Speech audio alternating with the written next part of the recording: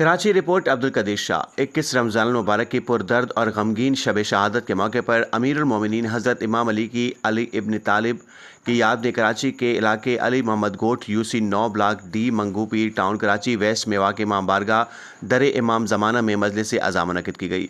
मजलिस का एहतमाम राहिल शाह की जानिब से किया गया, जिसमें ज़िक्र अहले बैत अल्लामा ख़िज़र अब्बास ने हज़रत इमाम अली की सीरत तैयबा, अदल इंसाफ, शुजाअत और इस्लाम के लिए उनकी अजीम खिदमत पर तफसीली रोशनी डाली। उन्होंने कहा कि हज़रत अली की ज़िंदगी इंसानियत के लिए मिशल राह है और आपकी तालीमात हमें भाईचारे, अदल और हक का रास्ता अख्तियार करने का दर्स देती हैं। उन्होंने मजीद कहा कि हज़रत अली की शहादत उम्मत मुस्लिमा के लिए एक अजीम सानिया है, जिसका गम आज भी हर मुसलमान के दिल में ताज़ा है। मजलिस के दौरान नुहा खानी, सहर वेश ने की, जबकि इलाके के लोगों की बड़ी तादाद ने शिरकत करके हज़रत इमाम अली की बारगाह में अकीदत के फूल निछावर किए और उनकी शहादत पर गहरे रंजो गम का इजहार किया। इस मौके पर इंतजामी अमूर की जिम्मेदारी सैयद महमूद अली शाह और शाहिद भाई ने अंजाम दी।